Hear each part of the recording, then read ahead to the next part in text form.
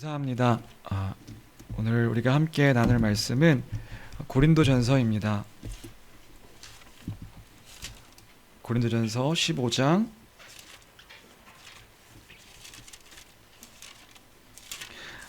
35절로 58절까지의 말씀입니다.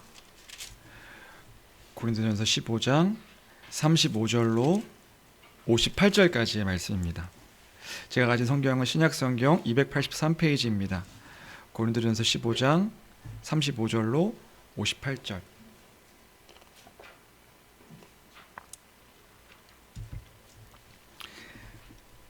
제가 가진 성경은 신약성경 283페이지입니다. 우리 다 같이 찾으신 줄 알고 한 목소리로 읽도록 하겠습니다. 함께 읽습니다. 시작.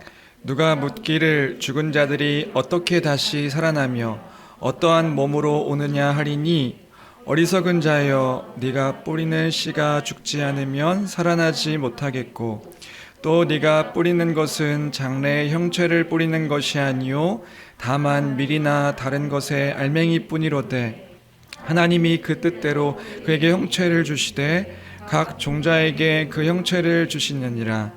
육체는 다 같으나 아니니 하나는 사람의 육체요 하나는 짐승의 육체요 하나는 새의 육체요 하나는 물고기의 육체라. 하늘에 속한 형체도 있고 땅에 속한 형체도 있으나 하늘에 속한 것의 영광이 따로 있고 땅에 속한 것의 영광이 따로 있으니 해의 영광이 다르고 달의 영광이 다르며 별의 영광도 다른데 별과 별의 영광이 다르도다. 죽은 자의 부활도 그와 같으니 썩을 것으로 심고 썩지 아니할 것으로 다시 살아나며 욕된 것으로 심고 영광스러운 것으로 다시 살아나며 약한 것으로 심고 강한 것으로 다시 살아나며 육의 몸으로 심고 신령한 몸으로 다시 살아나나니 육의 몸이 있은즉 또 영의 몸도 있느니라. 기록된 바 첫사람 아담은 생령이 되었다 함과 같이 마지막 아담은 살려주는 영이 되었나니 그러나 먼저는 신령한 사람이 아니요 육의 사람이요 그 다음에 신령한 사람이니라. 첫사람은 땅에서 났으니 흙에 속한 자이거니와 둘째 사람은 하늘에서 났으니 무릇 흙에 속한 자들은 저 흙에 속한 자와 같고 무릇 하늘에 속한 자들은 저 하늘에 속한 자와 같으니 우리가 흙에 속한 자의 형상을 입은 것 같이 또한 하늘에 속한 이의 형상을 입으리라. 형제들아 내가 이것을 말하노니 혈과 육은 하나님 나라를 이어받을 수 없고 또한 썩는 것은 썩지 아니하는 것을 유업으로 받지 못하느니라. 보라 내가 너희에게 비밀을 말하노니 우리가 다 잠잘 것이 아니요 마지막 나팔의 순식간에 호련히 다 변화되리니 나팔 소리가 나매 죽은 자들이 썩지 아니할 것으로 다시 살아나고 우리도 변화되리라. 이 썩을 것이 반드시 썩지 아니할 것을 입겠고 이 죽을 것이 죽지 아니함을 입으리로다. 이 썩을 것이 썩지 아니함을 입고 이 죽을 것이 죽지 아니함 사망을 삼키고 이기리라고 기록된 말씀이 이루어지리라. 사망아 너의 승리가 어디 있느냐? 사망아 네가 쏘는 것이 어디 있느냐? 사망이 쏘는 것은 죄요 죄의 권능은 율법이라. 우리 주 예수 그리스도로 말미암아 우리에게 승리를 주시는 하나님께 감사하노니 그러므로 내 사랑하는 형제들아 견실하며 흔들리지 말고 항상 주의 일에 더욱 힘쓰는 자들이 되라. 이는 너희 수고가 주 안에서 헛되지 않은 줄 알미라. 아멘. 우리는 계속해서 부활에 대해서 함께 이야기 나누고 있습니다. 우리는 지난주에 부활에 대한 이야기를 함께 나눴습니다. 부활이 우리의 소망입니다. 왜냐하면 부활의 때에 우리의 모든 것이 다 바뀔 것이기 때문입니다. 부활의 때에 우리가 그 몸으로 부활하게 되는 그때에 우리의 모든 것이 바뀔 것이기 때문입니다. 그래서 부활의 약속을 막연하게 생각하고 거부하는 그 우리가 부활을 기억해야 한다. 단순하게 막연하게 생각하고 있다면 그 부활이 어떤 의미인지 어떤 가치가 있는지 우리는 기억해야 한다. 그 복음을 기억해야 된다. 그런 이야기를 우리가 지난주에 함께 나눴습니다. 그리스 로마 철학의 그 사상에 그 물들어 있던 고린도 교회를 향하여서 바울이 이렇게 외치고 있었다는 것, 그 바울의 외침도 우리가 함께 그 외침으로 생각해 보았지요. 그 고린도전서 15장 12절, 그리스도께서 죽은 자 가운데서 다시 살아나셨다 전파되었거늘 너희 중에 어떤 사람들은 어찌하여 죽은 자 가운데서 부활이 없다 하느냐. 우리가 이것을 좀 큰 소리로 좀 그 외침으로 듣자. 그리스도께서 죽은 자 가운데서 다시 살아나셨다 전파되었거늘 너희 중에서 어떤 사람들은 어찌하여 죽은 자 가운데 부활이 없다 하느냐. 그렇게 고린도 교회를 향해서 외치는 외침이 이 바울의 그 외침이었습니다. 부활이 있다. 왜냐하면 그리스도께서 부활하셨기 때문에. 그리고 지난주에 우리는요, 그 부활이 의미하는 것이 무엇인지 생각해 보았습니다. 부활이 의미하는 것이 무엇이냐?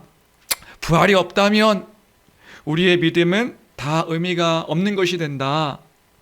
부활이 없다면 우리가 지금 믿고 있는 것이 다 가짜가 된다. 왜요? 왜냐하면 부활이 예수님께서 하신 그 모든 말씀들, 예수님께서 하신 모든 그 약속들, 행하신 모든 일들을 증명하는 사건이기 때문에 만약 부활이 없다면, 그 예수 그리스도의 부활이 또한 없다면 우리가 믿는 모든 것들이 다 헛것이 된다. 그런 이야기들을 우리가 함께 나눴습니다. 그래서 만약에 부활이 없으면 우리가 가장 어리석은 자가 되는 겁니다. 왜냐하면 가짜를 믿고 있는 거니까요. 의미 없는 것들을 믿고 있는 거니까요.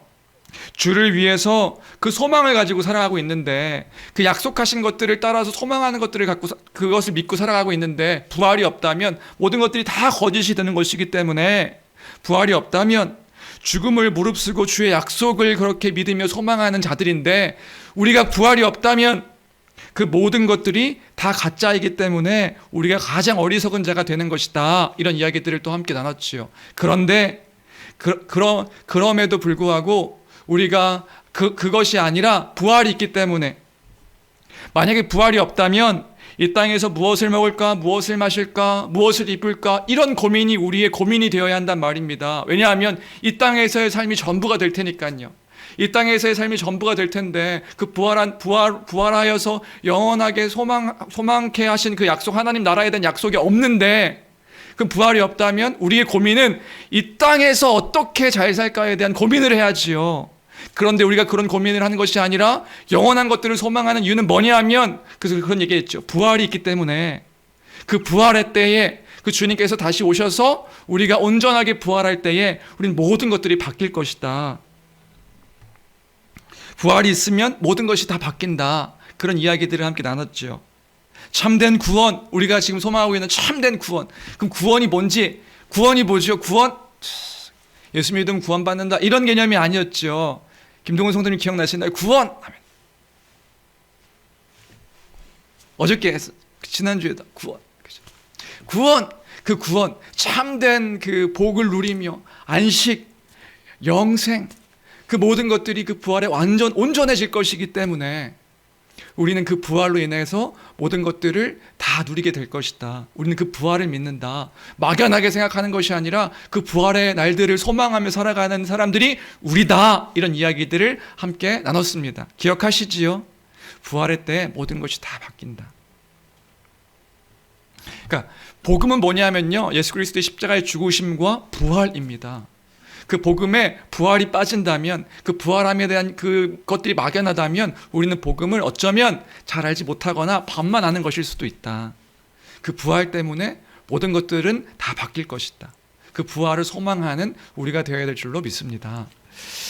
오늘 본문은요, 우리가 함께 읽은 오늘 본문은 그 부활에 대한 다음 질문입니다. 다음 질문인데요, 그 질문이 뭐냐? 그 질문을 함께 살펴볼까요? 1절입니다. 1절 말씀 우리 같이 함께 읽겠습니다. 1절이 아니라 35절이죠. 35절입니다. 함께 읽겠습니다. 시작. 누가 묻기를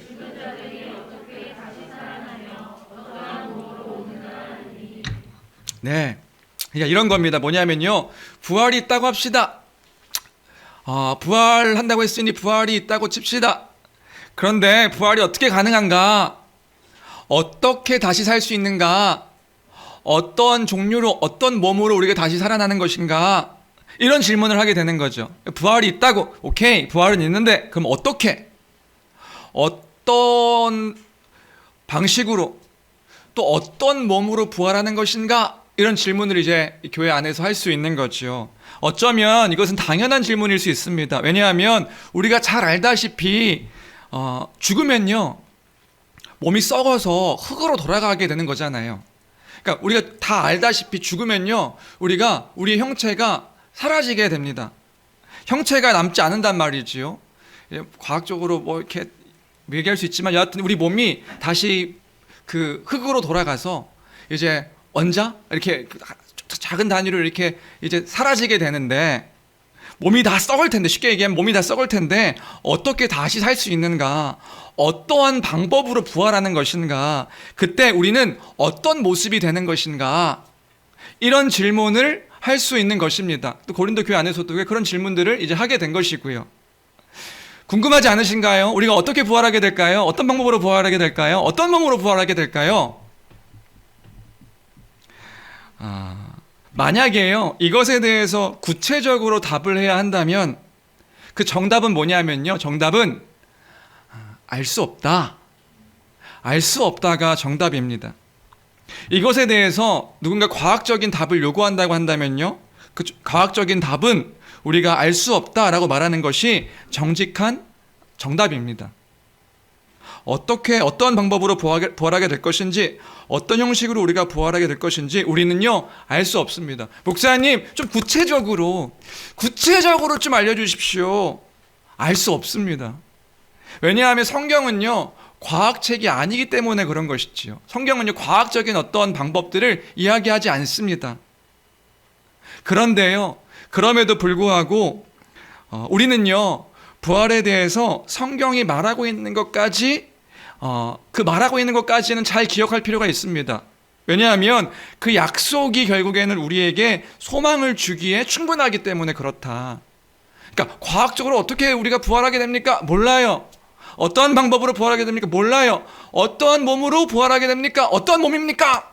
몰라요. 그러나 성경이 말하고 있는 것까지, 약속하신 것까지 우리가 잘 기억하여 우리의 소망으로 삼는 우리가 되어야 한다는 것입니다.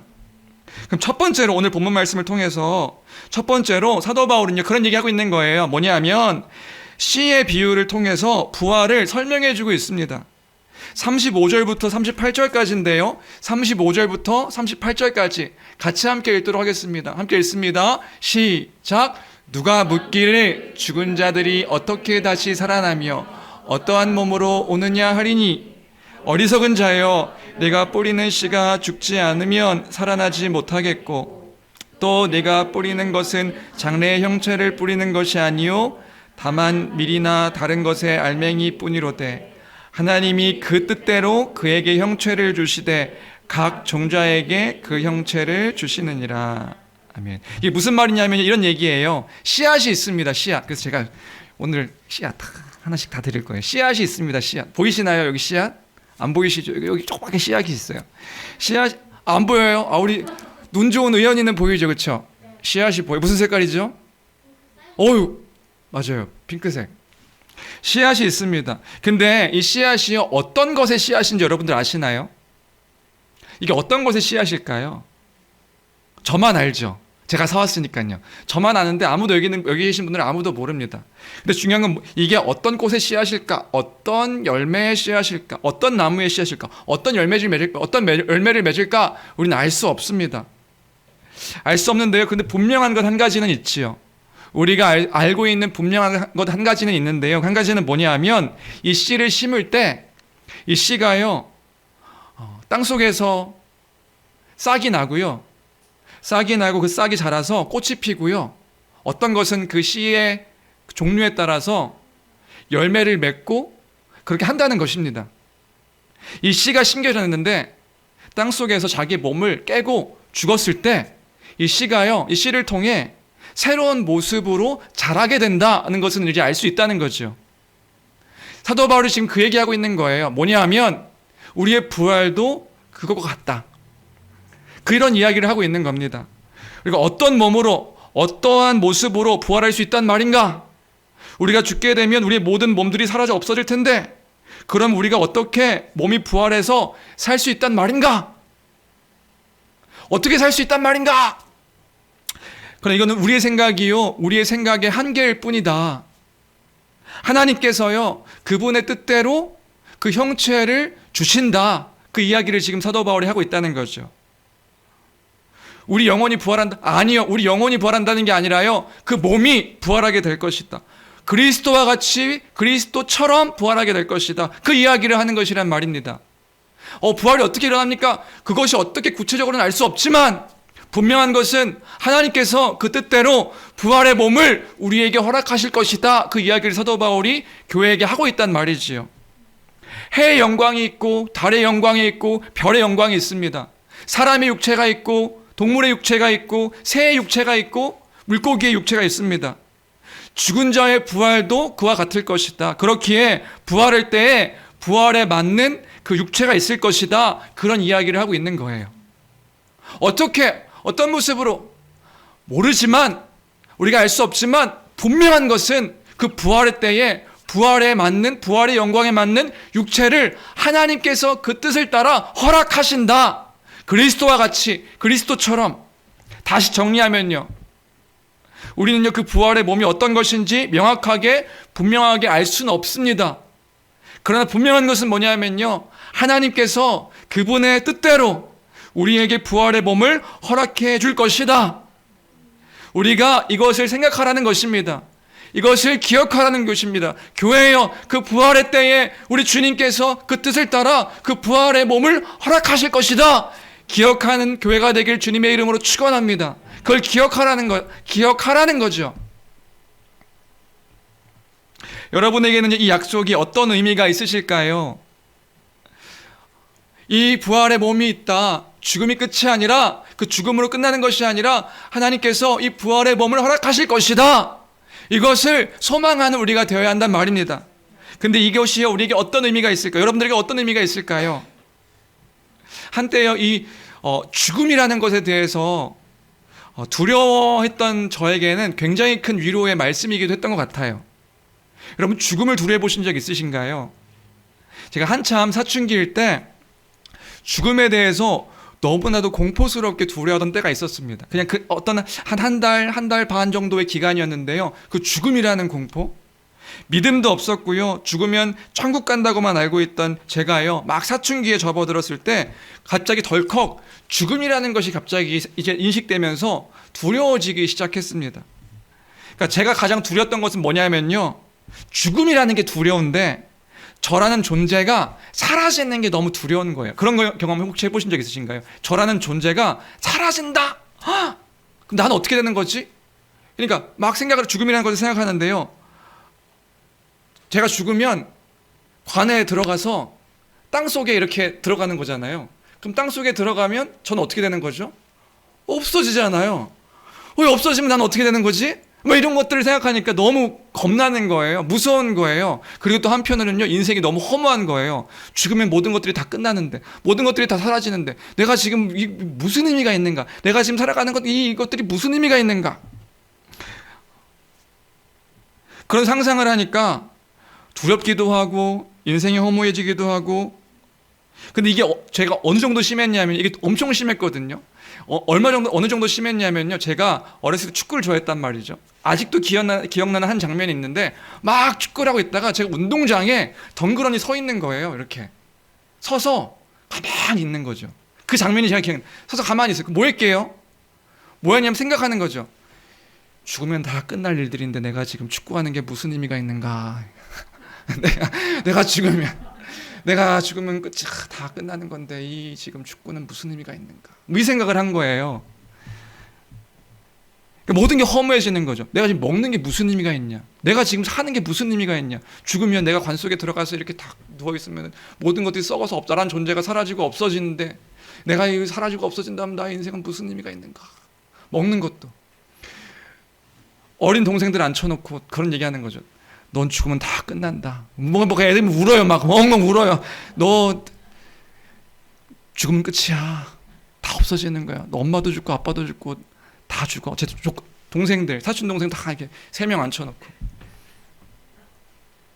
주영이, 한나, 주은이 앉혀놓고 이렇게 다 끝난다 인생. 너네 아빠도 죽고 엄마도 죽고 하니까 엄마 아빠 죽는다고 막 울어요, 막 애들이. 죽음에 대해서 되게 두려워하고 공포스럽게 생각했던 적이 있습니다. 이게 혹시 언제인지 아세요? 제가 이런 고민을 언제 했을까요? 초등학교 5학년 때. 초등학교 5학년 때 5학년짜리가 이렇게 아빠한테 아빠 죽으면 어떻게 되는 건가요? 아버지가 막 천국이 있지. 난 천국이 안 믿겨지는데요. 죽으면 인생은 끝나는 거 아닌가요? 아버지가 뭐 그래서 뭐 얘가 너무 막 그렇게 두려워하니까 그 카세트 테이프 아직도 기억나는데 카세트 테이프 천국 갔다 오신 그 어떤 그 카세트 테이프를 저희한테 이렇게 들려주시면서 이것 좀 들어봐라. 얘가 너무 이렇게 심각하니까 막 왜 살아야 되나요? 막 모든 것들이 다 의미가 없어요.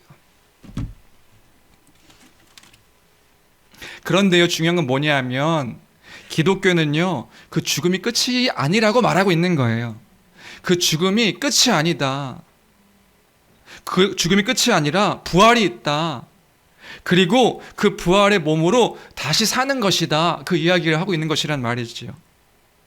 끝이 아니다. 어떠한 방식으로요, 어떻게 우리가 살아는 어떤 몸으로요, 알 수 없지만 분명한 것은 뭐냐 하면 우리에게 부활이 있다. 그 부활의 소망이 있다. 그 이야기를 하고 있는 것이란 말이지요. 주 안의 사랑 성도 여러분, 그 부활을 기억하고 소망하는 우리 모두가 되길 주님의 이름으로 축원합니다. 그럼 두 번째로 우리가 이 부활을 생각할 때에 그 부활할 몸에 대해서 그럼 우리는 아무것도 알 수 없는 것인가? 그럼 아무것도 알 수 없는데 그 부활을 기뻐하고 즐거워하고 소망할 이유가 뭐가 있는가? 이 모습 그대로 부활하는 것인가? 아니면 새로운 몸으로 부활하는 것인가? 그걸 알아야 좀 이렇게 기뻐할 수 있는 것 아니겠어요? 라고 누군가 물어볼 수 있겠죠. 어떤 분들이 이렇게 생각할 수 있습니다. 이왕 부활하는 거 좀 괜찮은 모습으로 부활했으면 좋겠는데, 저도 그렇죠. 지금 한 170 하고 180 사이에 있는데 저 그냥 108 한번 다시 부활하게 되면 180 넘어서 좀 다시 이렇게 좀 또 이렇게 약간 좀 여드름도 많아가지고 이번에 좀 이렇게 미싱 돼가지고 좀 이렇게 깨끗하게 되고 머리가 좀 약간 큰데 머리 조금만 줄여지면은 아내한테 제가 가끔 하는 말이 있거든요. 당신이 내가 180이었으면 못 만났을 수도 있다. 지금 내가 180 좀 안 되기 때문에 당신이 지금 나랑 만나는 거다. 이런 얘기 가끔 할 때가 있거든요. 부활이 어떤 모습일까? 여성분들은 부활하게 되면 이왕 또 부활하게 되는 거 좀 더 예쁜 모습으로 저 뭐 송혜교나 전지현이나 또 이렇게 뭐 요즘 유명한 사람이 제가 기억이 안 나가지고 그 뭐 제니 같은 사람으로 좀 이왕 부활하는 거 좀 이렇게 잘 부활하고 싶은데 그렇게 부활하는 겁니까? 여러 가지 생각을 하실 수도 있는데 그 목사님 그 부활하게 됐을 때 아무것도 알 수 없는 것인가요? 중요한 건 뭐냐 하면 완전히 알 수는 없지만 성경의 말씀들을 통해서 우리가 부활의 모습들을 생각할 수 있는 부분들이 있다. 그 부분들을 우리가 기억하면서 그 부활을 소망하며 기뻐하며 즐거워하며 바라보며 살아가야 하는 것이란 말입니다. 그럼 첫 번째로 우리의 부활의 모습을 생각할 때 가장 먼저 생각할 수 있는 건 뭐냐면요, 예수 그리스도의 부활입니다. 예수님의 부활, 우리의 부활의 모습이 어떨 것인가? 예수님의 그 모습과 같이, 예수님과 같이 부활할 것이다. 잠자는 자들의 첫 열매가 되어서 부활하신 예수 그리스도와 같이 우리도 부활할 것이기에 그 그리스도를 통하여서 부활은 이런 것이구나 라고 생각할 수 있는 부분이 있다는 거죠. 첫 번째로 오늘은요, 그 부활이 어떠한 것일까에 대해서 우리가 좀 생각해 보려고 하는데요. 첫 번째로 부활하면요, 부활할 때에 우리의 정체성은 보존될 것이다. 어떤 부활일 것이냐? 우리의 정체성은 보존될 것이다. 나라는 존재를 인식할 수 있는 그 부활일 것이다. 무슨 말이냐면요, 누가복음 24장 39절 말씀입니다. 24장 39절 우리 함께 읽겠습니다. 시작. 내 손과 발을 보고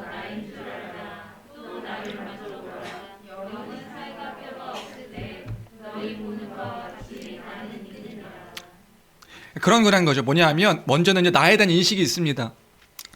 뭐 이렇게 드라마나 영화 같은 데 보면 내가 누군지 모르고 내가 지금 어떤 존재인지 모르고 이런 것들을 보게 되는데 그게 아니라요, 나라는 존재, 나라고 하는 정체성, 그리고 더불어서 무언가 만질 수 있고 또 인식할 수 있는 몸, 그 몸이 있는 부활이다.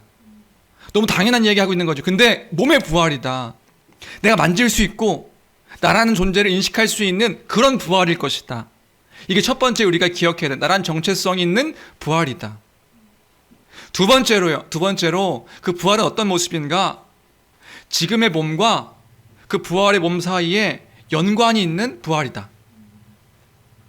그러니까 나와 그 부활한 몸이 완전 새로워지거나 달라지는 것이 아니라 연관이 있는 부활이다.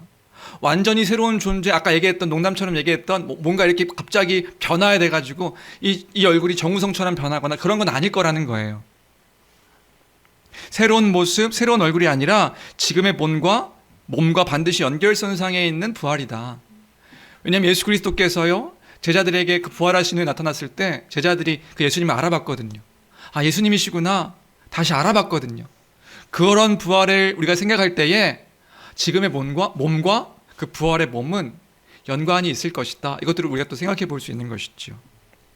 세 번째로 이제 고린도전서에서 말하고 있는 것들을 좀 생각할 필요가 있는데요. 부활은 어떤 부활이냐?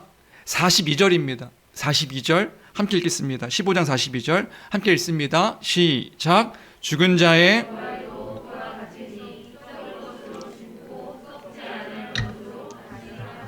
네, 부활의 몸은 다시는 썩지 않을 그 몸이라는 것입니다. 다시 썩지 않을 것이다. 왜냐하면요, 더 이상 죽음이 없기 때문입니다. 썩지 않을 것이라는 것을 원어를 보니까 부패하다, 썩다의 그 원어를 보니까 부패하다, 파괴되다 이런 의미의 단어더라고요. 그게 없을 거라고요. 그러니까 이제 부활의 몸은요, 더 이상 죽음, 질병, 아픔, 늙어감 이런 것들이 없는 부활일 것입니다. 조금 더 실제적으로 이야기해 볼까요? 더 이상 병에 걸리지 않습니다. 그 부활할 때에 우리가 더 이상 병에 걸리지 않아요. 더 이상 나이를 먹으면서 쇠해지거나 하지 않을 것입니다. 늙어가는 주름살을 보면서 막 표현하는 검버섯을 보면서 내 아이 피부가 이렇게 그런 것들이 없을 것이다. 할렐루야, 그렇죠? 지금 막 그것 때문에 슬퍼하시는 분들 계시잖아요. 뭐가 나 죽음깨가 나고 있어. 내가 뭔가 이렇게 쇠해지는 하나씩 죽음으로 가는 그 부정적인 것들이 없을 것입니다. 왜냐하면요, 썩지 아니할 것이기 때문이다. 개인적으로 요즘 건강이 안 좋아져가지고 그 평생 먹어야 될 약을 먹고 있거든요. 약을 먹으면서 요즘 그 약 때문에 막 소화도 안 되고 뭔가 이렇게 그 약이 뭔가 이렇게 제 몸에 잘 안 받는 것 같아요. 아직까지는. 그래가지고 소화도 안 되고 메스껍고 불편함들이 있는데 부활 때는 그런 것들이 없을 거라는 거예요. 약을 안 먹어도 되실 겁니다. 약을 먹지 않고, 왜냐하면 그 약도 왜 먹냐 하면 내 몸이 쇠하해지고 무언가 이제 바이러스가 막 공격하는 것으로 인해 가지고 제 몸이 쇠퇴해지고 있는 거니까요. 근데 부활의 때에 그 부활의 몸은 어떤 몸이냐 하면 썩지 않는, 부패하지 않는, 파괴되지 않는 그런 몸이 부활의 몸일 것이다. 부활 때에는 그런 일이 없는 거예요. 다음으로 부활의 몸은 어떤 몸인가? 부활의 몸은요, 영광스러운 몸입니다. 영광스러울 것이다. 그게 43절인데요. 43절 같이 함께 읽겠습니다. 함께 읽습니다. 시작. 욕된 것으로 심고 영광스러운 것으로 다시 살아. 여기까지요. 예, 욕된 것으로 심고, 욕된 것이라는 것의 그 원어를 보니까요, 불명예라는 단어더라고요. 불명예스러운 것으로 심고 영광스러운 것으로 다시 살아나며. 안토니 후쿠마라는 신학자가 그런 말을 합니다. 이것도 좀 했는데 무슨 말을 했냐면요, 아무리 곱게 치장한다고 해도 죽음은 초라한 것이다. 죽음은 비참한 것이다. 그러니까 안토니 후쿠마가 이런 이야기를 했습니다. 무슨 말이냐면요, 우리는요, 장례식장에 가면 장례 예식을 어떻게 해서는 화려하게 보이려고 노력합니다. 그래서 영정사진 주변으로 꽃도 막 이렇게 돈 들여가지고 이렇게 꽃을 장식하기도 하고, 또 화환을 세워놔가지고 이 장례식장을 화려하고 뭔가 이렇게 생기 있게 뭔가 이렇게 멋진 분위기로 장례식장을 꾸미기도 하죠. 근데요, 왜 그런 일을 할까요? 왜 그런 일을 하죠? 왜냐하면요, 죽은 자의 장례를 화려하게 보이게 하기 위해서 하는 거죠. 근데 냉정하게 생각할 때요, 그 죽음이라는 것 앞에서 그 화려함은 아무런 의미가 없습니다. 죽음 앞에서요, 그렇게 다 꾸며놓은 것들이요, 아무런 의미가 없는 거예요. 필리핀에 갔더니요, 헤븐스 게이트라고 하는 그런 장소가 있었습니다. 헤븐스 게이트. 뭐게요? 천국의 문. 그 천국의 문이 뭘까요? 장례식장이었어요. 장례식장이 아니라 무덤. 무덤인데 그 무덤을 어떻게 꾸몄냐면요, 호화저택처럼요, 그냥 천국의 문이다 해가지고 그 바리게이트를 치고 뭔가 가드가 지키는데 거기가 다 그 무덤인데 무덤을요 호화 저택처럼 지은 거예요. 막 우리가 사는 집보다 좋아요. 그 무덤이 우리가 사는 집보다 훨씬 좋아요. 나중에 한번 저는 선교사님이 데리고 갔는데 여기 누구 집이에요? 했는데 다 무덤이래요 이게. 그럴 정도로 좋아요. 왜 그렇게 좋게 그 무덤을 꾸며놨을까요? 화려하게 보이기 위해서. 화려하게 보이기 위해서 꾸몄지만요, 죽음에는 영광스러움이 없습니다. 그 죽음 앞에서요, 가련한 존재일 뿐이지요. 왜요? 죽음은 죄의 결과니까요. 그러나 부활 때에요, 우리는요, 주님과 같이 될 것입니다. 그렇게 영광스러운 몸을 갖게 됩니다. 그래서 주님의 영광을 그때에요, 찬란하게 드러내고, 그 죽음으로 후패해지는 것이 아니라 찬란하게 그 주의 영광을 드러내고 선포하는 자들이 될 것이란 말입니다. 언제요? 그 부활의 때에. 온전하게 주의 영광을 맛보고 온전하게 주의 영광을 선포하며 드러내는 그러한 존재로서 살아가는 때, 그때가 부활의 몸으로서의 때라는 거지요. 그래서 안토니오 쿠마가요, 그런 이야기를 또 뒤에서 하더라고요. 뭐냐면 영광스러운 육체란 찬란하고 광채가 빛나고 심지어는 어질어질할 정도의 그런 영광일 것이다. 이걸 읽는데 되게 이렇게 뭉클하더라고요. 그 찬란하고 광채가 빛나고 막 우리에게 빛이 날까요? 잘 모르겠어요. 그런데 분명한 것은 어질어질할 정도의 그 영광스러움일 것이다. 언제요? 그 죄 가운데 거하지 않는 그 온전한 그 영광스러운 부활의 몸을 우리가 보게 될 때, 맛보게 될 때, 그리스도와 같이 그 주의 영광을 온전하게 선포하는 그런 부활일 것이다. 또요, 또 부활의 몸은 어떤 부활이냐? 그 부활의 몸은 강력할 것이다. 5번째죠. 부활의 몸은 강할 것이다. 강력할 것이다. 15장 43절 다시 한번 읽어볼까요? 15장 43절입니다. 함께 읽겠습니다. 시작. 약한 것으로 심고 강한 것으로 다시 살아나며. 여기서 말하는 약한이라는 건요, 연약, 병, 겁, 소심 이런 의미의 단어더라고요. 강한 것은 능력. 우리 육체는 너무나도 약합니다. 너무나도 연약하지요. 그래서 쉽게 피곤하고요. 그래서 휴식이 요구되기도 하고요. 지치기도 하고요. 헉헉대기도 하고요. 근래 재미난 일이 있었는데요. 뭐냐면요. 이제 제가 그 토요일마다 불꽃교회에서 바나나를 받아오거든요. 바나나를 받아올 때, 바나나 나무가 있다고 했는데 바나나 나무가 있는 건 아니고요. 저희 불꽃교회라는 교회에서 바나나를 제가 토요일마다 이제 받아오는 거예요. 교회에서 저희 교회에 바나나를 챙겨주셔서 그 바나나를 토요일마다 받아오는데, 보통은 이제 교회 앞에다가 차를 대고 될 수 있으면 거기서 이제 바나나를 갖고 이제 올라옵니다.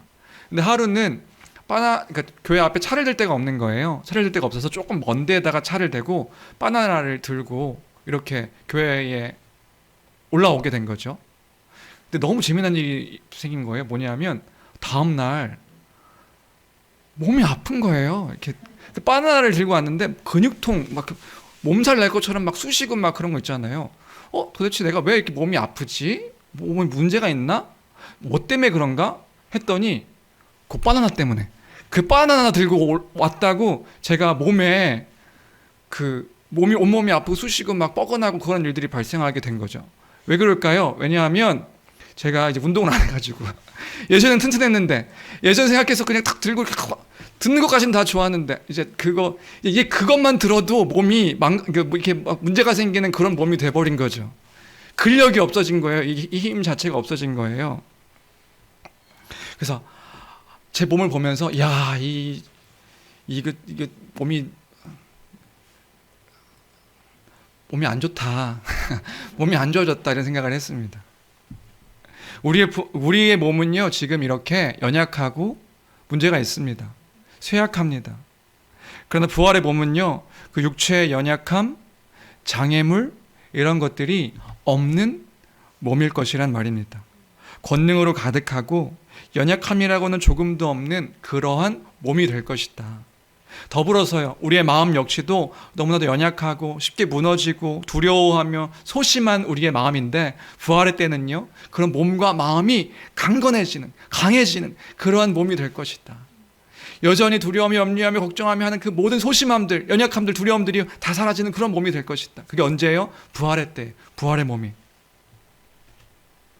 마지막으로 부활의 몸은 영적인 몸일 것입니다. 고린도전서 15장 44절인데요.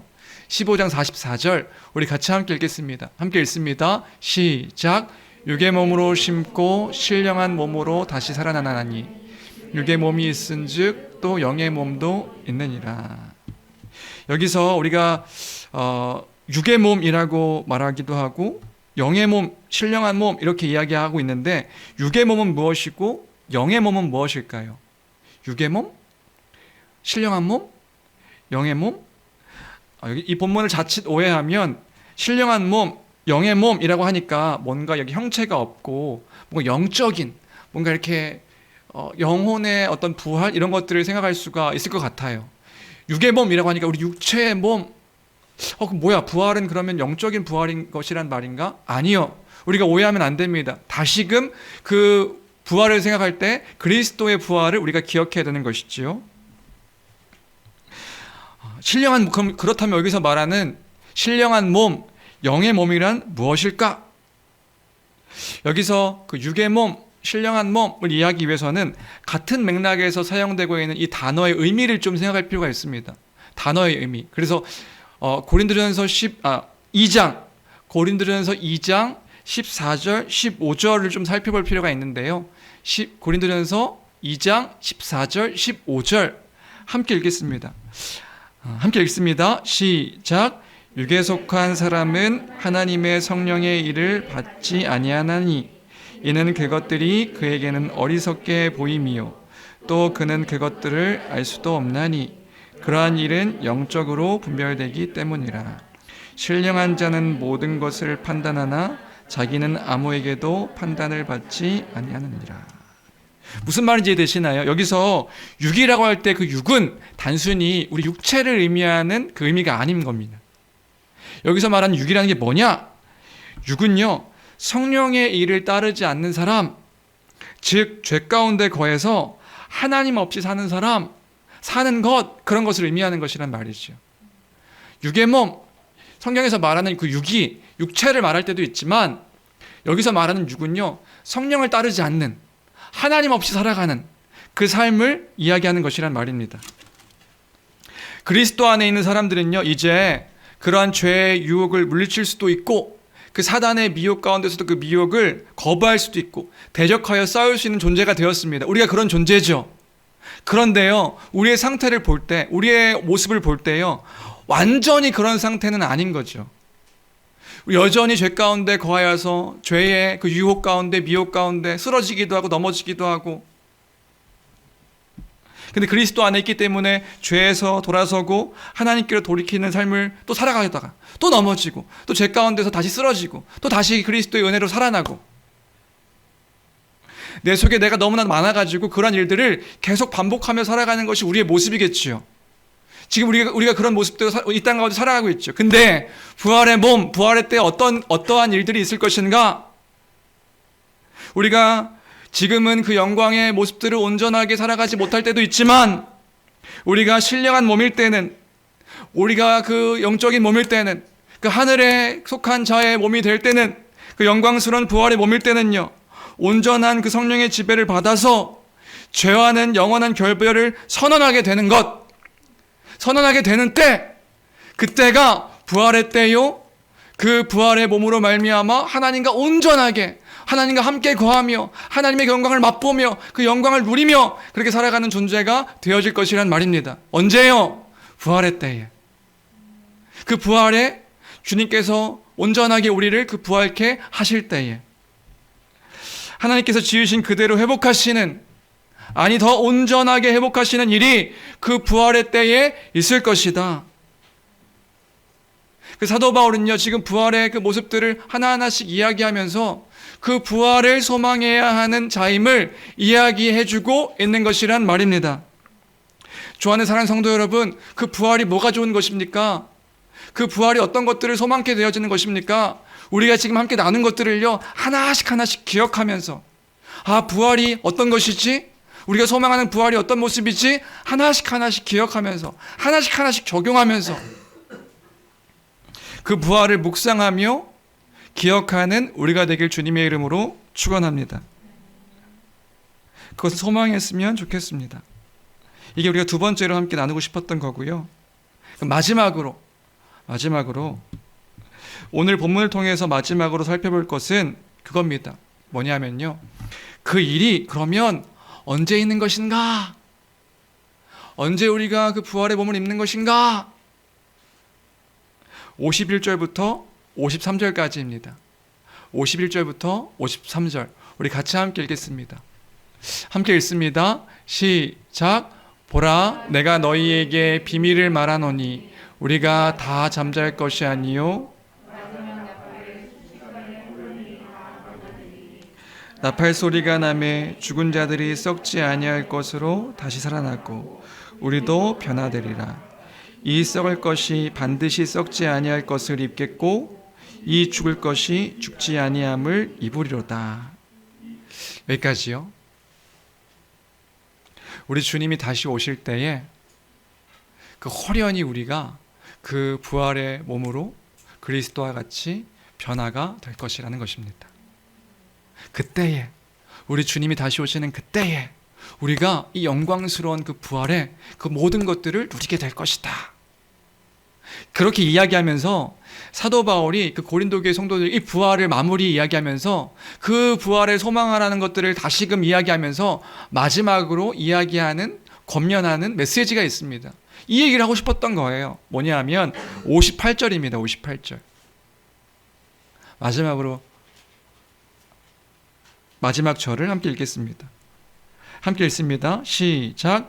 그러므로 내 사랑하는 형제들아, 견실하며 흔들리지 말고 항상 주의 일에 더욱 힘쓰는 자들이 되라. 이는 너희 수고가 주 안에서 헛되지 않은 줄 알미라. 죄송해요. 한 군데 더 찾아보고 싶은데요. 바울이요, 지금 고린도 교회 성도들에게도 이렇게 위로하고 있는데 데살로니가 교회 성도들에게 또한 이렇게 위로하고 있다는 거 혹시 아시나요? 데살로니가 교회 성도들에게도요, 그 성도들에게 이렇게 위로하는 것을 볼 수 있었어요. 뭐냐 하면 예수 그리스도를 믿다가 죽은 자들, 그 죽은 자들로 인해서 교회가 슬퍼하는 중에 있었는데 그 슬퍼하는 성도들에게 바울 사도가요, 고린도 교회 성도들에게 이렇게 위로하고 권면하고 있는 거예요. 데살로니가 전서 4장 13절부터 18절까지. 데살로니가 전서, 그러니까 데살로니가 교회의 성도들에게 이렇게 위로하고 있는 거죠. 4장 13절부터 18절까지입니다. 이것도 천천히 같이 함께 읽어볼까요? 함께 읽겠습니다. 시작. 형제들아, 자는 자들에 관하여는 너희가 알지 못함을 우리가 원하지 아니하노니 이는 소망 없는 다른 이와 같이 슬퍼하지 않게 하려 함이라. 우리가 예수께서 죽으셨다가 다시 살아나심을 믿을진대 이와 같이 예수 안에서 자는 자들도 하나님이 그와 함께 데리고 오시리라.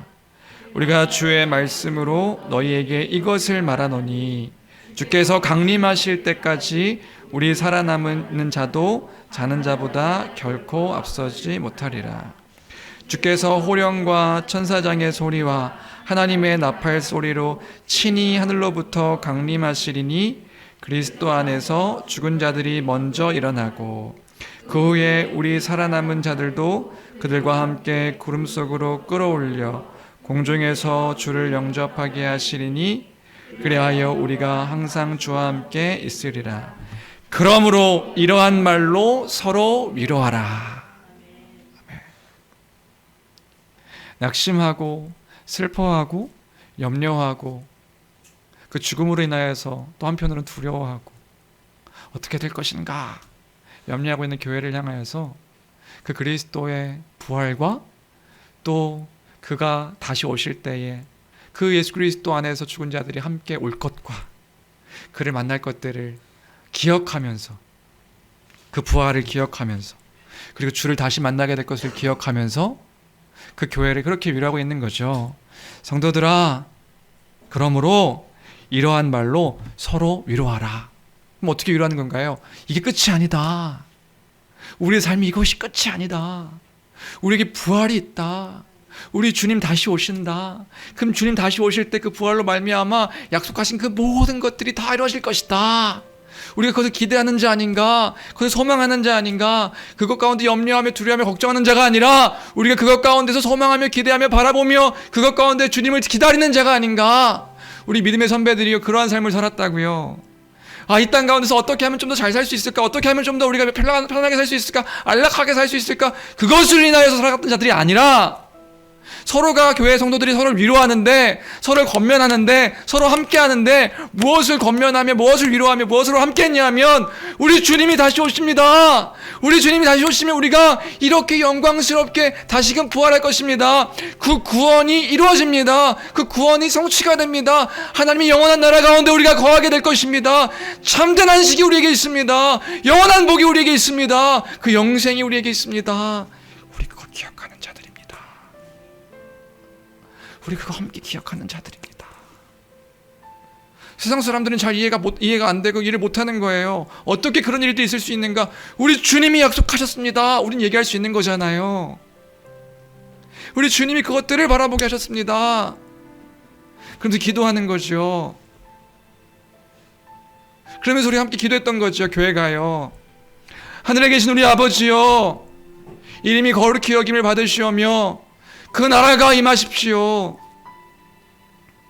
뜻이 하늘에서 이루어진 것 같이 그 뜻이 또한 땅에서도 이루어지길 원합니다. 주님, 주의 나라와 그 권세와 영광이 아버지께 영원히 있습니다. 아멘.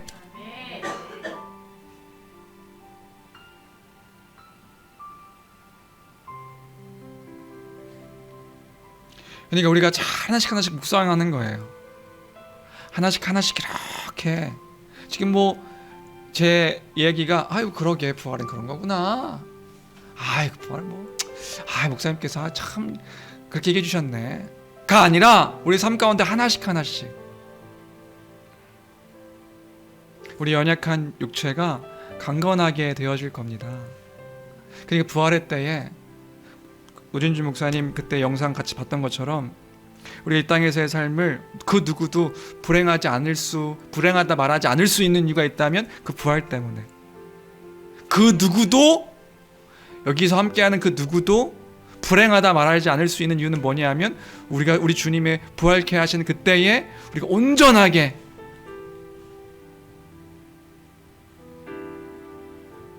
우리가 그리스도와 같이 그렇게 새롭게 될 것을 소망하기에 그 죄와 사망이 다 온전하게 사라지고 그 영광스러움으로 찬란하게 빛나게 될 그 부활을 소망하며 그 주님의 다시 오심을 기대하며 살아가는 우리 모두가 되기를 주님의 이름으로 축원합니다. 우리가 이 부활을 또한 기억하고 소망하며 묵상함으로 우리 찬양 함께 고백했으면 좋겠는데요. 생각보다 이 부활에 대한 이 찬양, 그 부활을 찬양하고 바라고, 그러니까 예수님의 부활에 대한 이야기는 있는데 우리가 그 부활하게 될 것들에 대한 소망을 찬양하는 곡들은 많지 않더라고요. 우리가 이 찬양을 고백하면서 주의 다시 오시는 그때에 우리가 또한 부활케 될 것들을 소망하며 이 찬양 함께 고백했으면 좋겠습니다. 주님 다시 오실 때까지 나는 이 길을 가겠습니다. 믿음의 고백으로 함께 이 찬양 함께 고백하도록 하겠습니다.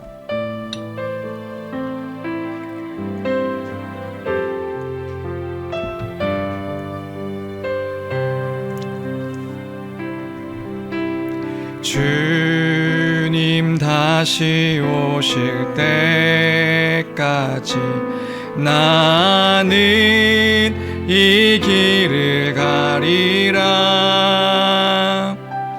좁은 문 좁은 길 나의 십자가 지고 나의 가는 이 길 끝에서 나는 주님을 보리라.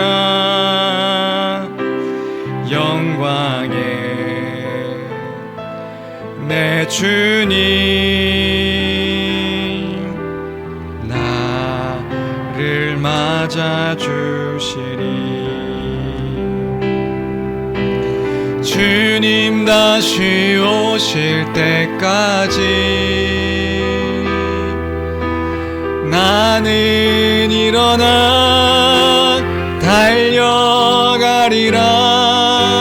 주의 영광 온 땅 덮을 때 나는 일어나 노래하리. 내 사모하는 주님 온 세상 구주시라. 내 사모하는 주님 영광의 왕이시라. 주님 다시 오실 때까지, 주님 다시 오실 때까지 나는 일어나 달려가리라. 주의 영광 온 땅 덮을 때 나는 일어나 노래하리. 내 사모하는 주님 온 세상 구주시라. 내 사모하는 주님 영광의 왕이시라. 마지막으로 내 사모하는 주님, 내 사모하는 주님 온 세상 구주시라.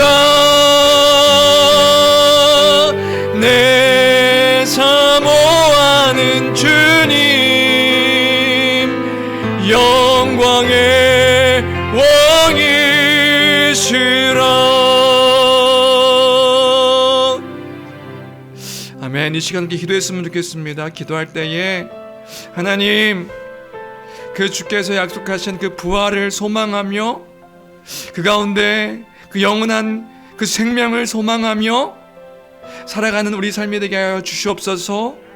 하나님 아버지, 이 땅의 삶이 전부가 아님을 기억하며 주님 다시 오심을 바라며 고대하며 살아가는 그 믿음 허락해달라고, 또 함께 그것 가운데 서로 위로하고 권면하며 살아가는 그런 교회가 되게 해달라고, 누구도 실패한 인생이 아니라 부끄러운 인생이 아니라 그리스도 안에서 온전하게 그 온전한 삶으로 그 새로워질 것들을 소망하며 살아가는 복된 인생임을 선포하는 우리 삶이 되게 해달라고, 이러한 기도의 제목으로 말씀을 기억하면서 함께 기도하며 나가도록 하겠습니다. 함께 기도하시겠습니다.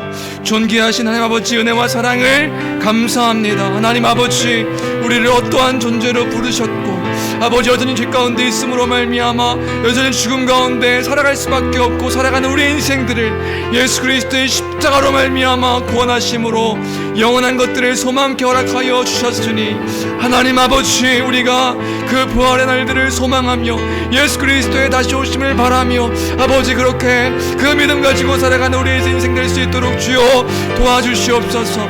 우리의 연약한 모습들을 바라볼 때마다, 우리의 상황과 형편과 우리의 몸과 우리 육신과 우리의 마음을 바라볼 때마다 어쩌면 아버지 이렇게 아버지 부끄러운 모습, 초라한 모습인지 모르겠습니다. 그러나 주님, 우리가 그리스도 안에 있음을 고백합니다. 아버지 하나님, 우리가 아무것도 가진 것 없는 자 같지만 아버지 모든 것들을 가진 자요, 부유한 자요, 영원한 것들을 소망한 자임을 기억하여서 하나님 아버지 그리스도께서 이루실 그 모든 것들을 바라보며 살아가는 우리의 인생 될 수 있도록 주여 도와 주시옵소서. 아이로부터 어른에 이르기까지 주님 그 그리스도 안에서 이루실 모든 것들을 바라보며 주님 우리가 살아갈 수 있는 우리가 삶이 될 수 있도록 주여 도와 주시옵시고, 썩지 아니하고 아버지 새하지 아니하고 부패하지 아니하고 영광스럽게 그렇게 온전케 하실 그 주님의 놀라우신 은혜와 사랑을 기억하며 살아가는 인생 될 수 있도록 주여 도와 주옵소서. 우리가 현실의 그 눈앞에 아버지 하나님 그 모든 것들 앞에서 무릎 꿇지 않기를 간절히 빌고 원하옵나이다. 하나님 아버지, 우리의 영원한 소망이 주께 있음을 하늘에 계신 우리 아버지여, 주의 이름이 거룩히 여김을 받으시오며 주의 나라가 임하기를 간절히 빌고 원하옵나니 주여 은혜 가운데 그 영원한 것들을 소망하며 살아가는 믿음 허락하여 주시옵소서. 그 믿음을 우리에게 허락하여 주옵소서. 주님, 그 믿음 가운데 굳건하게 살 수 있도록 아버지 함께하여 주시옵소서. 부하다 자랑하지 않게 하시고 가난하다 낙심치 않게 하시며 아버지 하나님 함께 하시기에 그 영원한 것들을 소망하는 그 영원한 복을 누리고 있는 자임을 기억하여 살아가는 우리 삶이 될 수 있도록 아버지 축복하여 주시옵소서.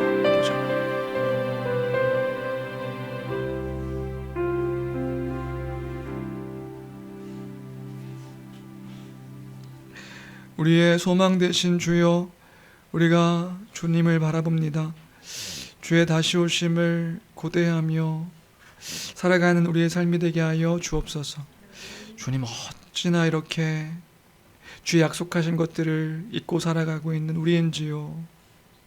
주님, 주의 말씀 가운데 날마다 거하여 그 가운데 주께서 믿으라 말씀하시고 또 기억하라 말씀하시는, 그리고 서로 위로하라 말씀하시는 그 명령에 우리가 반응하여 주님, 먼저는 우리가 그 영원한 것들을 소망하는 삶이 되게 하시고 그 소망한 것들을 통하여 서로가 함께 그 소망한 것들을 나누어 서로 그 주께서 이루실 것들을 바라보며 세워가는 그런 우리 교회 될 수 있도록 축복하여 주옵소서. 하나님 아버지, 부하다고 자랑치 않게 하시고 가난하다고 낙심치 않게 하시며 주님, 건강하다고 그것들이 우리의 자랑의 이유가 되지 않게 하시고 육체의 연약함으로 마음의 어려움으로 그것이 실망이 되지 않도록 아버지 하나님 우리를 붙잡으시며 그 영원한 것들을 소망케 하셨음에 우리가 여러 가지 시험으로 잠깐 근심하게 되지 않을 수 없으나 오히려 기뻐하는, 예수 그리스도로 말미암아 기뻐하는 그러한 삶으로 살아갈 수 있도록 아버지 축복하여 주옵소서. 주님, 우리가 여기 있습니다. 주님, 우리를 인도하여 주옵소서.